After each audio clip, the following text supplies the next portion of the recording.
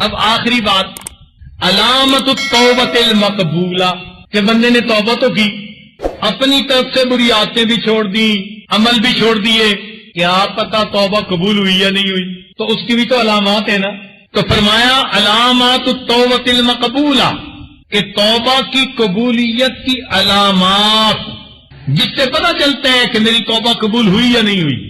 ارشاد فرمایا ان یکون بعد التوبۃ خیر مما کان قبلہا، کہ توبہ کی قبولیت کی ایک نشانی تو یہ ہے کہ توبہ کرنے کے بعد پہلے کی نسبت انسان کی زندگی نیک اچھی ہو جاتی ہے۔ انسان کی زندگی علامت ہے اس بات کی، پہلے نمازیں قضا کر جاتا تھا، اب پابندی سے پڑھتا ہے، پہلے نمازیں پڑھتا تھا، اب جماعت کی پابندی کرتا ہے، پہلے جماعت کے ساتھ پڑھتا تھا، اب تکبیر اولا کی پابندی کرتا ہے، پہلے فرض نمازیں پڑھتا تھا، اب تہجد کی بھی پابندی کرتا ہے۔ تو یہ انسان کی زندگی کے اندر جو خیر آتی ہے وہ بتاتی ہے کہ توبہ اللہ نے قبول فرما لی۔ دوسری بات فرمایا اللہ یزال الخوف من العودۃ الی الذنب مصاحبا لہ، کہ سچی توبہ کی ایک نشانی یہ بھی ہوتی ہے کہ بندہ ہر وقت خوف دل میں رکھتا ہے کہیں میں دوبارہ گناہوں کی طرف نہ مائل ہو جاؤں۔ وہ اپنے نفس کے اوپر بھروسہ نہیں کر لیتا کہ جی اب میں نے توبہ کر لی بس کوئی بات نہیں، ڈرتا رہتا ہے کہ کہیں دوبارہ میں اس راستے میں نہ چل پڑوں، اپنے نفس پہ کبھی بھی اعتماد نہیں کرتا۔ اور تیسری بات انخلاء القلب وتقطعہ ندما وخوفا من العقوبۃ العاجلۃ والآجلہ، کہ انسان کا دل گناہوں کی چاہت سے خالی ہو جائے۔ یہ میں مفہوم بیان کر رہا ہوں سمجھانے کی خاطر، لفظی ترجمہ کروں گا تو پھر سمجھانے کے لیے لمبی بات کرنی پڑے گی۔ یعنی دل سے گناہوں کی حسرت نکل جائے، یا یوں سمجھیں کہ انسان گناہوں سے بے تما ہو جائے، دل میں سوچ لے کہ مجھے بدنظری نہیں کرنی، میرے اللہ کا حکم ہے، لہذا مجھے اس سے کوئی پرواہ نہیں کہ جانے والا کون ہے، چھوٹا ہے بڑا ہے کون ہے، مجھے اس سے کوئی پرواہ نہیں ہے۔ یہ جو ہوتا ہے نا دل سے تما کو نکال دینا، یہ سب سے مشکل کام ہوتا ہے۔ آج کل کے نوجوان کیوں بدنظری کر جاتے ہیں؟ دل میں تما ہوتی ہے، تما بدنظری پہ آمادہ کرتی ہے۔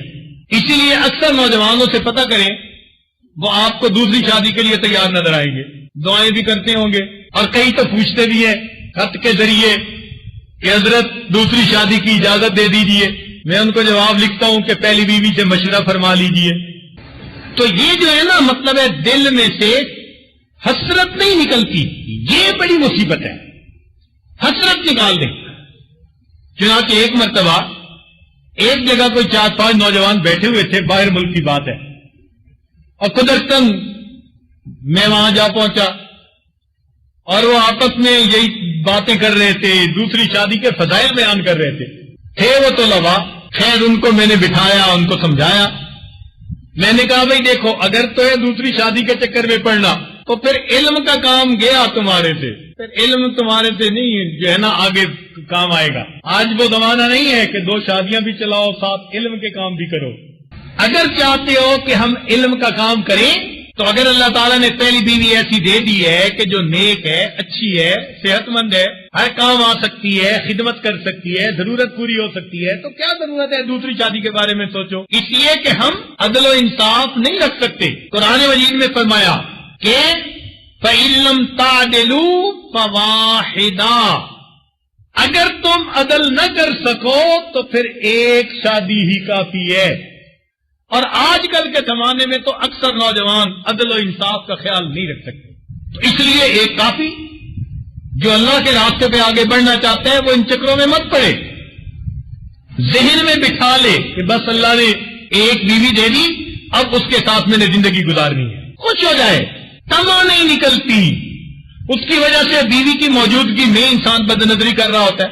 تو میں نے اس دن ان کو ذرا سمجھایا اور ترغیب دی کہ بھائی آپ کو اللہ تعالیٰ نے علم کے لیے قبول کیا ہے، اب آپ اس علم کے راستے میں آگے بڑھو۔ اور سب شادی شدہ نوجوان تھے۔ میں نے کہا تمہارے گھر میں اللہ نے بیویاں دی ہیں، انہی سے الفتیں محبتوں کا اظہار کرو اور زندگی گزارو۔ خیر سب نے وعدہ کر لیا کہ ہم بدنظری نہیں کریں گے، یہ نہیں کریں گے، اور واقعی آج ہم بے تما ہو گئے. خیر کچھ دنوں کے بعد ان میں سے ایک حافظ صاحب تھے، وہ میرے پاس آئے، کہنے لگے حضرت صاحب جس دن سے ہم نے بات کا عہد کیا کہ ہمیں باہر کسی سے کوئی تما نہیں، اس دن سے پتہ نہیں کیا بیوی ہمیں بڑی اچھی لگنے لگ گئی ہے. یہ فطری بات ہے. جب انسان باہر سے بے تما ہو جائے گا تو اللہ رب العزت اسے گھر کے اندر الفت محبت عطا فرما دے. یہ فطری چیز ہے. اور چوتھی بات کثرت خاصۃ لا تحدث الا للطائب. جس کی سچی توبہ ہوتی ہے نا، اس بندے کے اندر پھر عاجزی آ جاتی ہے، اس کے اندر عاجزی آ جاتی ہے. وہ بات بھی کرتا ہے تو پتہ چلتا ہے کہ ہاں یہ بندہ اپنے آپ کو خطا کار گناہگار سمجھ کر توبہ کرنے والا بندہ ہے، اور اب عاجزی کے ساتھ دوسروں کے ساتھ پیش ہے. اس میں عجب اور تکبر نہیں ہوتا، عاجزی آتی ہے. تو یہ 4 علامات ہیں انسان کی کہ جن کے ذریعے سے اللہ تعالیٰ اس کی توبہ کو قبول فرماتے ہیں. یہ اس کی علامات ہیں.